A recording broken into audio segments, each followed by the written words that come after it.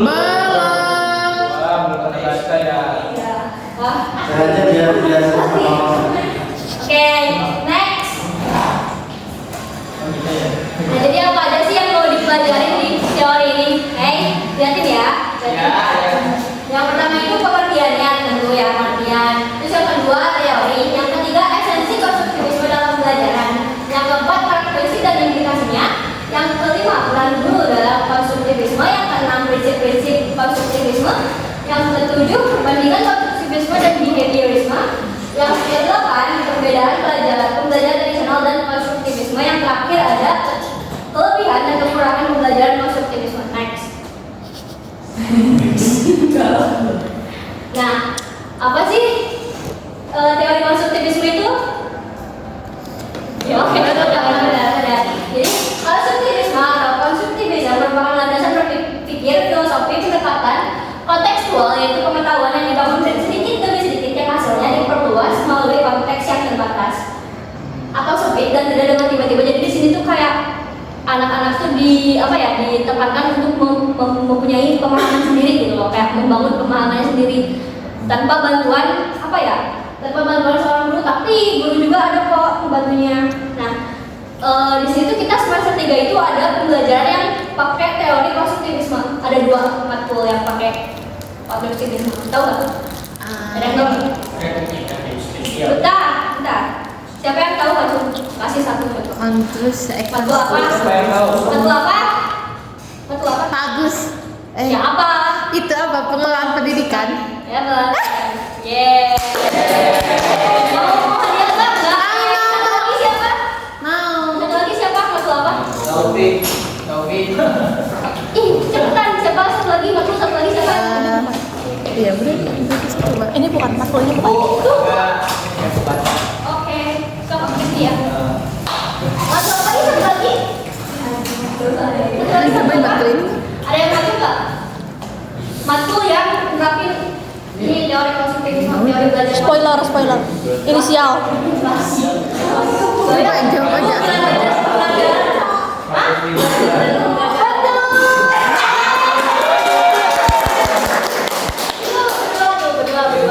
Yay, well. Thanks a lot. Next. Semangat nih gue. Nah, teman-teman, ini teori konstruktivisme menurut para tokoh. Yang pertama itu Gentry ya.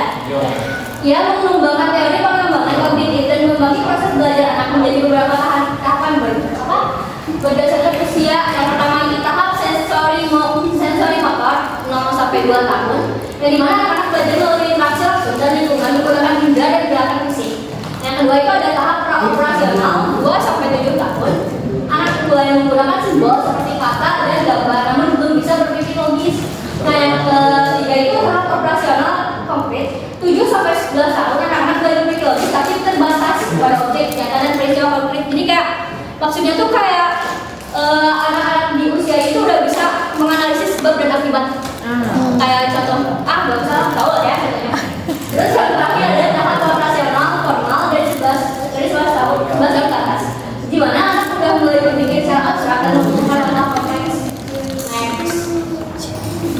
Nah, yang kedua ada teori konstruktivisme menurut Matt Gosby, yang dimana menekankan peran sosial dan budaya dalam pengembangan kognitif melalui teori yang dikenal sebagai teori konstruktivisme sosial. Ia menekankan bahwa belajar adalah proses sosial yang sangat dipengaruhi oleh interaksi dengan orang dewasa dan teman sebaya. Lalu yang kedua ada zona perkembangan proksimal atau ZPD. Anak dapat mencapai pemahaman yang lebih tinggi dengan bantuan orang lain atau scaffolding. Jadi sini scaffolding itu kayak anak-anak tuh nggak semuanya bisa memecahkan masalah sendiri gitu loh. Jadi ada bantuan dulu. Nah, nanti di kemudian hari kalau misalkan dia punya masalah yang sama, dia tuh udah bisa menyelesaikannya sendiri. Terus yang terakhir itu bahasa sebagai alat penting. Terus ia melihat bahasa sebagai alat utama dalam pengembangan kognitif, di mana anak-anak mempelajari dan memahami konsep melalui dialog dan instruksi. Next. Yang terakhir itu menurut Jerome Bernard, dia memperkenalkan konsep pembelajaran aktif dan pembelajaran berbasis penemuan. Bernard percaya bahwa belajar melalui penemuan, siswa lebih baik belajar ketika mereka secara aktif terlibat dalam penemuan konsep dan prinsip dibandingkan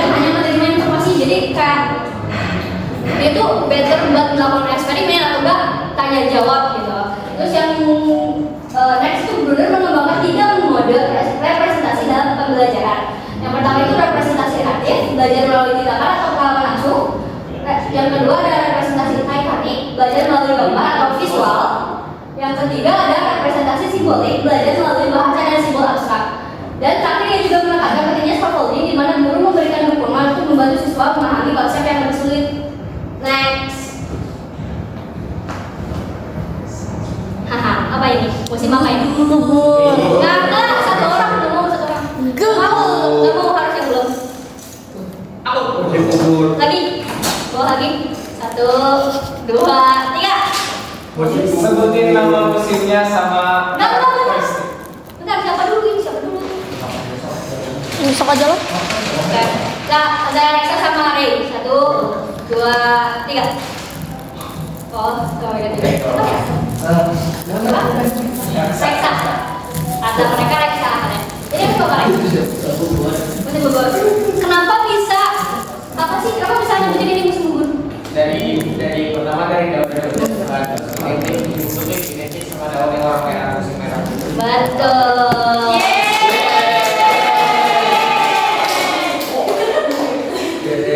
Nah, jadi kenapa kayak ini tuh apa sih? Miss yang apa sih nanya ke kalian tuh itu tuh salah satu contoh simpel pembelajaran kognitif di mana aku tuh nggak langsung ngasih informasi gitu. Oh ini anak-anak ini musim gugur, ciri-cirinya ini enggak kan? Tapi kayak apa sih memberikan ruang untuk kalian semua tuh kayak menganalisis apa sih ini tuh. Mengerti nggak? Mengerti. Oke, selanjutnya dilanjut sama Ibu Kacilda. Halo, bagaimana kabarnya? Baik. Kita lanjut ke esensi konstruktivisme dalam pembelajaran. Jadi pembelajaran adalah proses konstruksi, bukan penerimaan pengetahuan. Jadi poin dalam teori konstruktivisme ini, knowledge is constructed, not transferred. Jadi pengetahuan itu tidak diterima oleh kita aja dari guru atau dosen, tapi kita membangun pemahaman kita sendiri. Kita kembangin pemahaman kita. Nah, peran guru membuat pengetahuan relevan bagi siswa, mendorong siswa untuk berpikir kritis dan kreatif, menerapkan strategi belajar yang dimiliki siswa. Jadi peran pengajar itu sebagai peran pengajar itu sebagai fasilitator, membantu pembelajar untuk memperoleh pengalaman dan pemahamannya sendiri. Next.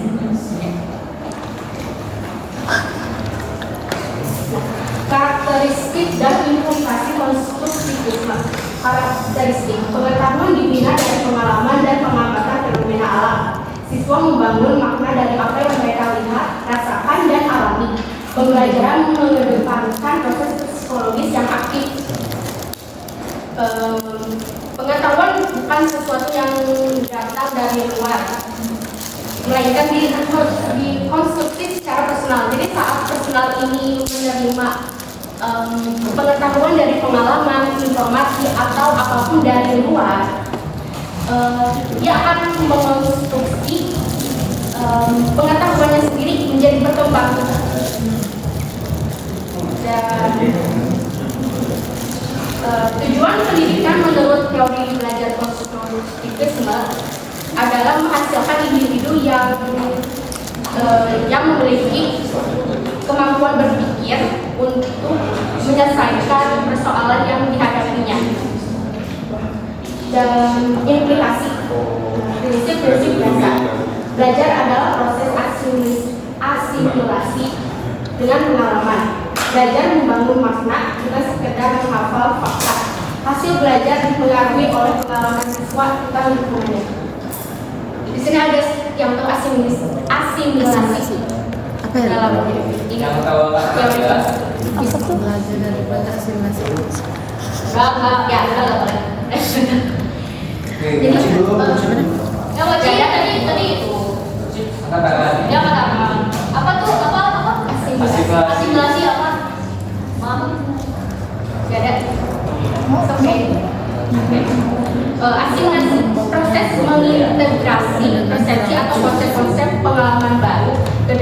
konsep yang sudah dimiliki seseorang. Jadi konsep yang sudah dimiliki seseorang ini kayak diintegrasi persepsi itu.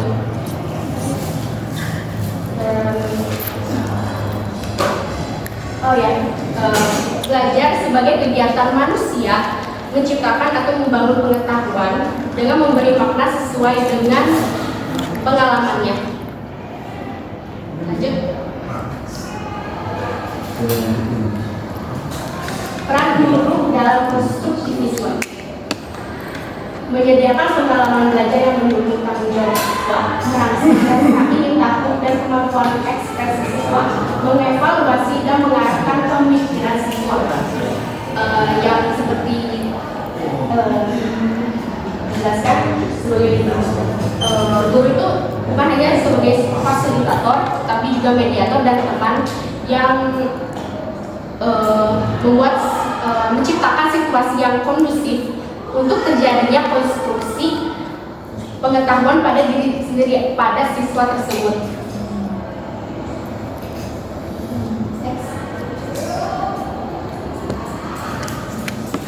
Prinsip-prinsip pembelajaran konstruktivisme.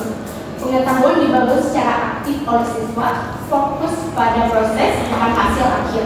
Guru sebagai fasilitator bukan sumber utama informasi yang seperti dijelaskan di bahasan.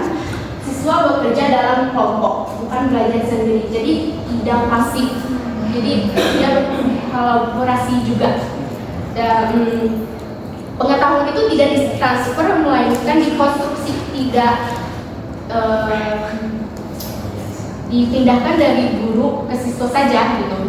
Konstruksi membuat pengetahuan itu berkembang gitu, dengan pemahamannya sendiri. Dan guru hanya membantu menyediakan sarana dan situasi agar proses konstruksi berjalan lancar. Saja dijelaskan oleh Baik, terima kasih Bu Kasilda. Untuk selanjutnya yaitu akan dijelaskan oleh Bapak sendiri. Halo Bapak. Hai. Gimana, masih semangat semuanya? Masih. Enggak, aku udah mandi jadi gak ngantuk. Oke, sebelum lanjut ke materinya, Bapak ada pertanyaan. Apa? Sejauh ini ada yang mau bisa menyimpulkan materi yang telah disampaikan oleh Ibu Kasilda dan Ibu Alia? Aku tapi nggak apa-apa nggak dikasih hadiah juga. Ya. Pokoknya mah, ya apa ya?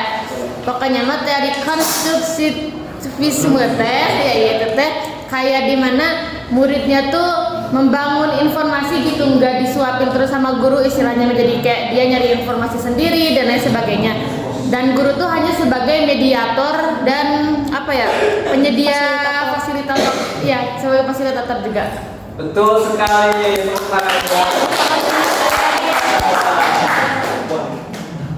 selain dari Syahla, ada yang mau nambahin nggak? Ada yang punya pemahamannya sendiri nggak? Atau mau menyampaikan opini lain gitu tentang materi ini? Kesimpulan yang telah disampaikan oleh Ibu Alia sama Ibu Kasilda. Tidak ada? Oke, kalau tidak ada, mari kita lanjut ke materi selanjutnya, yaitu tentang perbandingan konstruktivisme dan behaviorisme. Perbandingan dari teori belajar konstruktivisme dan behaviorisme ini, yang pertama, perbedaan pada pandangan belajar antara konstruktivisme dan behaviorisme. Seperti yang dijelaskan tadi bahwa dalam pandangan behaviorisme konstruktivisme ini, bahwa siswa itu dituntut untuk membangun pemahaman sendiri dari informasi yang diberikan, bukan hanya disuapi oleh guru gitu. Jadi ketika belajar, siswa itu belajar langsung dari pengalaman ataupun mengonstruksi dari pengalaman sebelumnya, kemudian membangun pemahaman dari informasi yang diberikan. Untuk selanjutnya itu konstruktivisme adalah pengetahuan dibangun oleh siswa. Seperti yang tadi dijelaskan bahwa dalam teori belajar konstruktivisme pengetahuan itu dibangun oleh siswa. Untuk selanjutnya itu behaviorisme. Sedangkan dalam teori belajar behaviorisme ini belajar itu melalui pengumpulan informasi. Nah, beginilah perbedaannya gitu. Jadi kalau misalkan dalam teori konstruktivisme ini siswa itu dituntut untuk membangun pengetahuannya sendiri, sedangkan dalam teori belajar behaviorisme ini belajarnya itu siswa itu melalui pengumpulan informasi dari lingkungan, khususnya dari guru. Next. Selanjutnya perbedaan pembelajaran tradisional dan konstruktivisme. Di sini ada yang mau menyampaikan pendapat perbedaan dari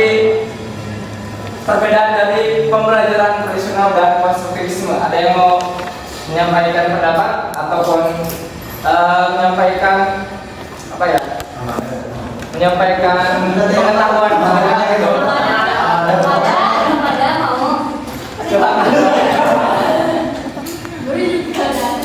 Yang lain gimana sih?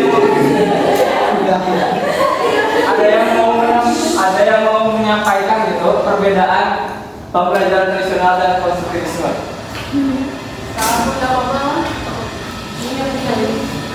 Yang ngacung dikasih hadiah.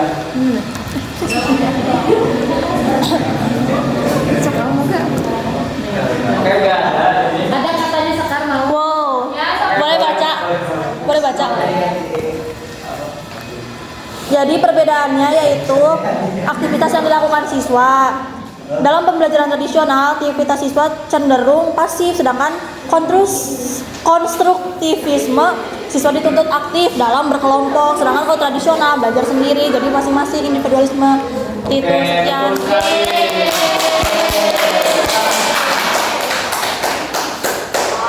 Oke, seperti yang telah dijelaskan oleh Sekar, bahwa itu salah satu perbedaan dari teori konstruktivisme dan behaviorisme itu tradisional dan konstruktivisme ini, bahwa dalam tradisional itu bahwa siswa itu pasif gitu, sedangkan dalam konstruktivisme siswa dituntut untuk aktif dan belajar dalam kelompok. Seperti yang kalian dapat lihat dalam slide ini, bahwa perbedaannya dalam yang pertama dalam ruang lingkup. Ruang lingkup tradisional itu terpisah dan fokus terhadap keterampilan dasar. Sedangkan konstruktivisme ini ruang lingkupnya itu utuh atau holistik dan fokus terhadap konsep utama. Kemudian dari dimensi kurikulum, pada pembelajaran tradisional si pembelajaran ini diikuti sampai selesai, sedangkan dalam pembelajaran konstruktivisme yaitu dengan pertanyaan dan jawaban siswa yang penting, seperti yang telah Bapak lakukan tadi, yaitu mengajukan pertanyaan, kemudian si siswa itu menjawab sesuai dengan pengetahuan atau opini yang telah dia punya gitu. Kemudian dari dimensi kegiatan, perbedaannya dalam pembelajaran tradisional belajarnya itu berdasarkan buku teks, sedangkan konstruktivisme ini bisa sumbernya itu dari berbagai sumber dan juga manipulasi materi oleh siswa. Kemudian dimensi kedudukan siswa dalam teori pembelajaran tradisional, siswa itu dianggap sebagai sumber kosong, dalam artian siswa itu hanya dianggap tidak punya pengetahuan gitu, dan guru hanya memberikan informasi. Sedangkan dalam teori belajar konstruktivisme, siswa itu dipandang sebagai seseorang yang bisa berpikir dan mampu untuk menghasilkan teori. Selanjutnya peran guru, seperti yang telah dijelaskan oleh Ibu Alia dan Ibu Kasilda, bahwa dalam teori tradisional peran guru itu hanya sebagai pemberi informasi, sedangkan dalam teori konstruktivisme guru itu yaitu sebagai fasilitator dan mediator dalam belajar.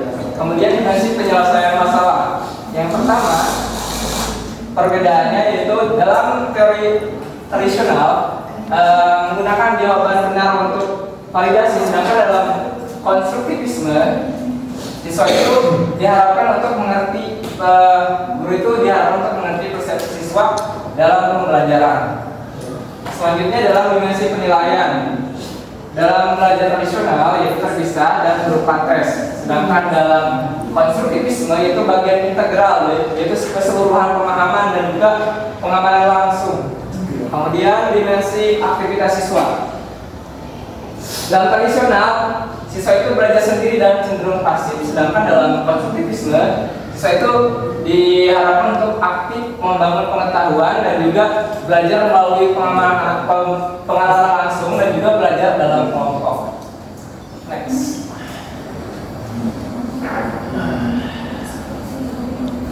Selanjutnya itu adalah kelebihan dan kekurangan dari pembelajaran konstruktivisme. Yang pertama, kelebihannya dulu. Menurut kalian kelebihannya apa dalam teori belajar konstruktivisme? Ada yang bisa menyampaikan pendapat? Bisa lebih kreatif. Muridnya lebih aktif, tidak pasif. Oke.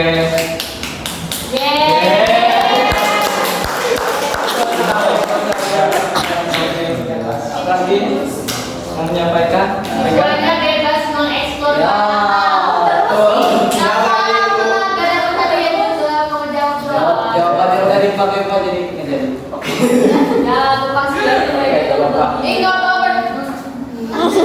Yang pertama itu kelebihannya dulu nih. Yang pertama, siswa dapat menyampaikan ide seperti yang disampaikan oleh Syahla tadi. Siswa juga bisa kreatif dan imajinatif. Kemudian bisa meningkatkan kepercayaan diri siswa. Kemudian bisa menyadari kemajuannya dan juga lingkungan belajar kondusif dan tidak tertekan dengan berbagai aturan yang mungkin. Jadi siswa itu lebih berekspresi gitu, lebih bisa mengembangkan pengetahuannya sendiri. Kemudian dalam kekurangannya, yang pertama mungkin terjadi miskonsepsi karena dalam membangun pengetahuan, siswa itu membangun pengetahuan oleh diri sendiri. Jadi peran guru mungkin tidak tampak ketika siswa tidak mengalami kesulitan. Mungkin itu kekurangannya.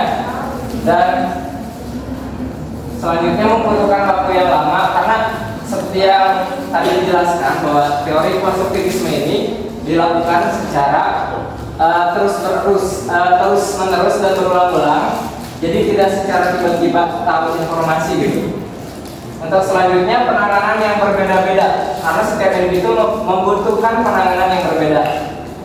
Dikarenakan setiap siswa itu mempunyai belajar yang berbeda, mungkin dari segi penanganan yang berbeda-beda juga. Ada yang cepat menerima itu, ada juga yang lambat menerima yang Betul sekali.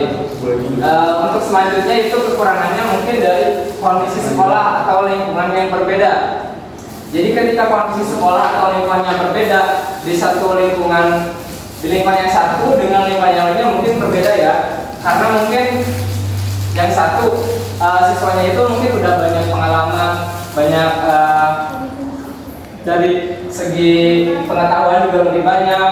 Jadi ketika menerima informasi mungkin siswa itu lebih bisa untuk mengkonstruksi pengetahuan itu sendiri. Sedangkan dalam lingkungan yang lain mungkin si siswanya itu tidak banyak pengalaman, yang akhirnya hasil dari pengetahuannya itu kurang. Itu kekurangannya. Untuk selanjutnya yaitu kekurangan itu mempengaruhi sarana prasarana sehingga membedakan satu dengan yang lain. Jadi kekurangan dalam teori konstruktivisme ini mempengaruhi sarana prasarana karena ketika satu sekolah dengan sekolah yang lain mempunyai fasilitas yang berbeda, akhirnya hasil pembelajarannya pun akan berbeda.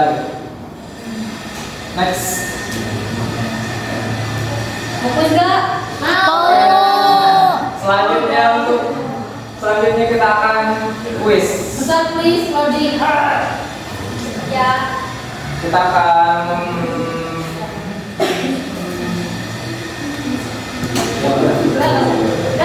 kita akan mengecek apakah kalian itu benar-benar paham nggak sama materi ini juga.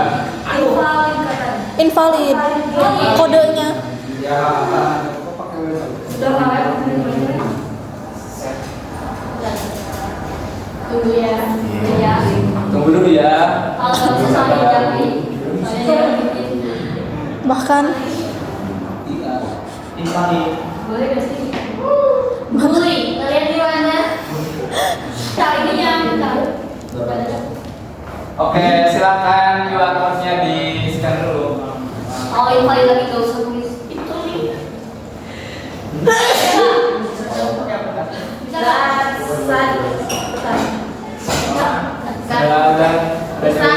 Wow. Darin, Lala, LZJ, Cumi, Jam.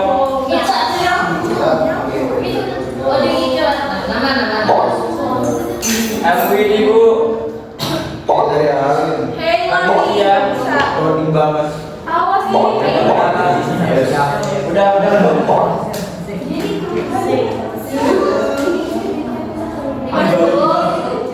Siapa Ambali Ham? Ambali Ham, boy. Harusnya udah kelas ya. Gak bisa tuh. Ini Jangan beda lagi ya.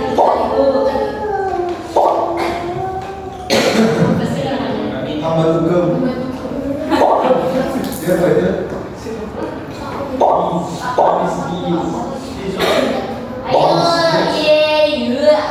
dan baby break siapa ya? Absen dong, absen. Aku absen. Soalnya Duanya.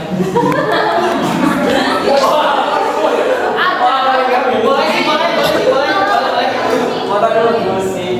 betul, Bui. kasih nama ya. Satu, ini ya dan Itu Miss Aulia sama Miss Kasih. satu, dua, tiga, lanjut, Lanjut, siapa tahu bagi-bagi ya, soalnya ini banyak kalau minta kewajiban bagi-bagi ya.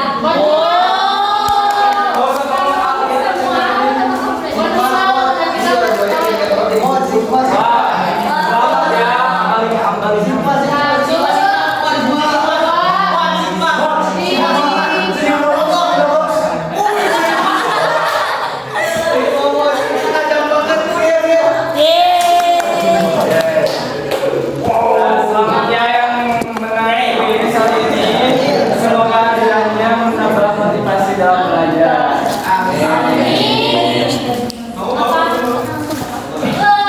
Ada yang lagi mau? Siapa ya? Selanjutnya nominasi paling aktif kelas hari ini.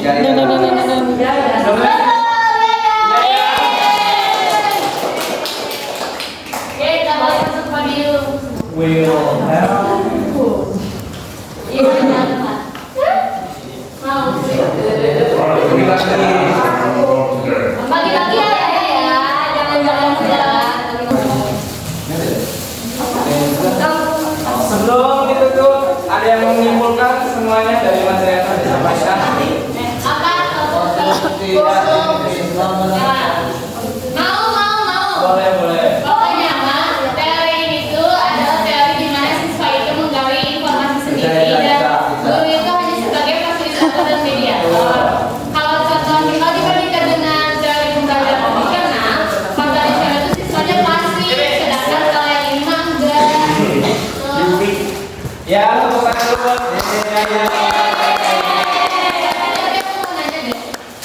Kalau di pelajaran matematika kan ada guru. Tadi tuh kalian sempat mention kalau teori belajar ini tuh lebih mengedepankan hasil akhir, lebih mengedepankan proses daripada hasil akhir. Nah kalau di pelajaran matematika ada guru yang harus prosesnya tuh jelas, tapi ada juga guru yang gak apa-apa bodo amat prosesnya yang penting hasilnya bener. Nah kalau kata kalian teori konstruktivisme kasus bagaimana mereka? Itu kan gurunya. It's depending on the teacher. Depends. Tergantung dari guru dan juga tergantung materi apa yang mau disampaikan.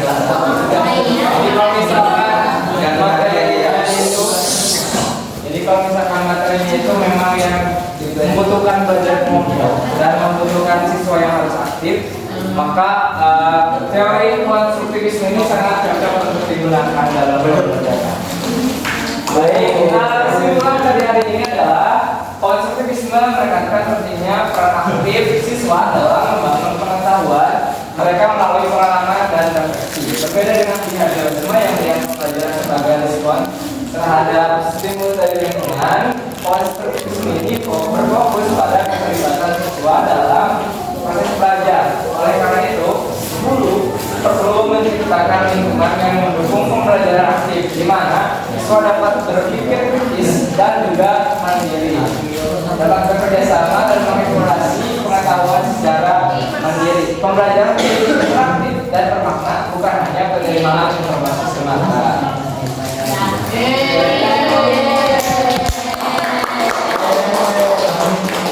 Gimana semuanya udah paham? Udah paham? Karena kalian sudah paham, kita tepuk kagem dulu. Gimana tepuk kagem? Singkat saja, paham. 1, 2, 3. Singkat saja.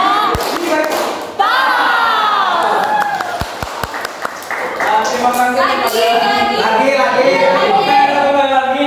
Karena kalian sudah paham dengan materi ini, kita tepuk kagem. Singkat saja.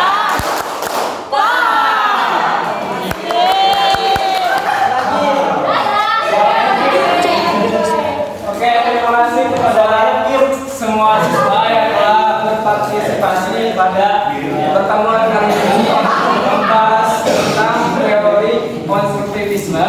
Mudah-mudahan materi yang disampaikan bisa bermanfaat dan juga bisa dipahami secara utuh. Terima kasih. Ditutup dengan pantun.